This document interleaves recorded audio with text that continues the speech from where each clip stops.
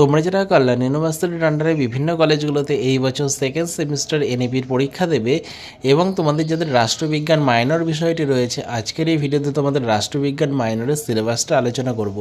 তোমরা সম্পূর্ণ ভিডিওটা দেখতে থাকো।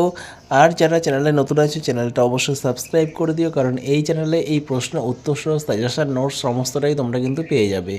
আর তোমরা যারা এই রাষ্ট্রবিজ্ঞান মাইনরের পেইড নোট সংগ্রহ করবে বলে মনে করছো, তোমরা স্ক্রিনে দেওয়া নম্বরে 150 টাকা পেমেন্ট করে হোয়াটসঅ্যাপে তার স্ক্রিনশট পাঠাও, তোমাদের সম্পূর্ণ পিডিএফটি পাঠিয়ে দেওয়া হবে, যেখানে তোমাদের ছোট প্রশ্ন বড় প্রশ্ন সমস্তটাই তোমরা উত্তরসহ পেয়ে যাবে। তো সবার প্রথম দেখো, তোমাদের মোট 6টা ইউনিট রয়েছে, যার মধ্যে প্রথম ইউনিটে তোমাদের পড়তে হচ্ছে গণপরিষদের ভূমিকা, ভারতীয় সংবিধানের প্রস্তাবনা ও দর্শন।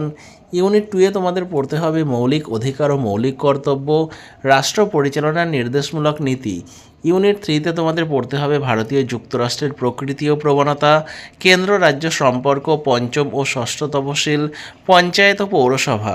ইউনিট 4-এ তোমাদের পড়তে হবে কেন্দ্রীয় আইনসভা ও কার্যনির্বাহী, রাষ্ট্রপতি ও উপরাষ্ট্রপতি, প্রধানমন্ত্রী, মন্ত্রিপরিষদ, প্রধানমন্ত্রী ও রাষ্ট্রপতির সম্পর্ক।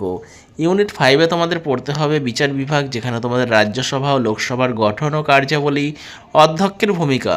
ইউনিট 6-এ তোমাদের পড়তে হবে সুপ্রিম কোর্ট ও হাইকোর্টের গঠন ও কার্যাবলী, বিচার বিভাগীয় সক্রিয়তা ও জনস্বার্থ মামলা।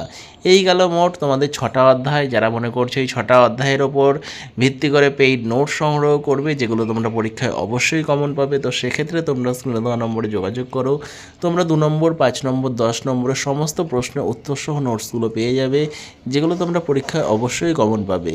তো যারা এই নোটটা সংগ্রহ করবে বলে মনে করছো, তোমরা স্ক্রিনে দেওয়া নম্বরে 150 টাকা পেমেন্ট করে হোয়াটসঅ্যাপে তার স্ক্রিনশট পাঠাও, তোমাদের সম্পূর্ণ নোটটি পাঠিয়ে দেওয়া হবে। তো পারলে ভিডিওটা বন্ধুদের সঙ্গে শেয়ার করে দিও। তো ভিডিওটা শেষ পর্যন্ত দেখার জন্য তোমাদের অসংখ্য ধন্যবাদ।